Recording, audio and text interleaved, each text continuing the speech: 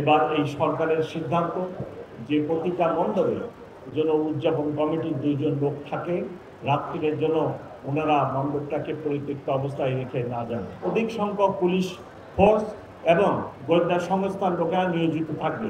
এখন পর্যন্ত নিরাপত্তা বিঘ্নিত হওয়ার কোনো আশঙ্কা নেই। হিন্দু, মুসলিম, বৌদ্ধ, খ্রিস্টান সবাই আমরা ভাই বোনের মতো একত্রে বসবাস করে আসতেছি। এই সম্প্রীতি যেন কোনোভাবেই নষ্ট না হয়, পরবর্তী প্রজন্মও যেন নষ্ট না করে। আমি অত্যন্ত খুশি এখানে উপস্থিত হতে পেরে। ঢাকা শহরে মোট 254টি পূজা মণ্ডপের পূজা উদযাপিত হচ্ছে। এখন পর্যন্ত কোনো জায়গায় কোনো অপ্রীতিকর ঘটনা ঘটেনি।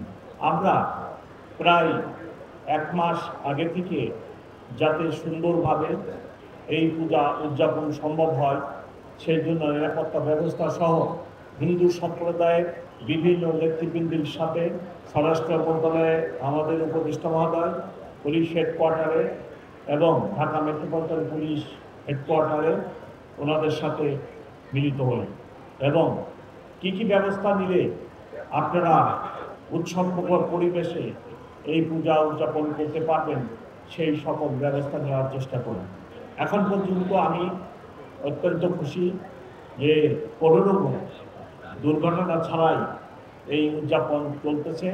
ভক্তবিন্দু সমাগম দেখে আমি অত্যন্ত খুশি, তারা অত্যন্ত খুশি এবং আগামী দিনও তারা একই পরিবেশে বিসর্জনের ক্ষেত্রে আসবেন এবং বিসর্জন দিবেন উৎসবমুখর পরিবেশে।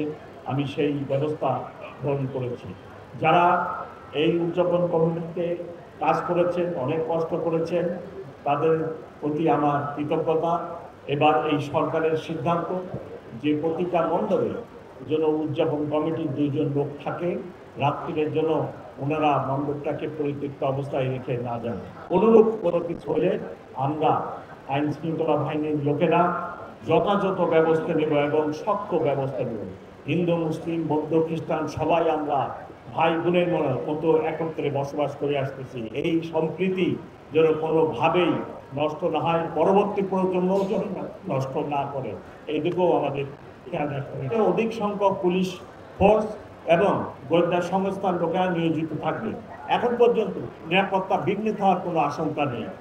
আর একটা বিষয় আছে, সেটা হলো যে যারা সাঁতার জানে না, আমার মনে হয় তাদের এই নৌকায় নাওটা ভালো, কারণ যে কোনো দুর্ঘটনা হতে পারে।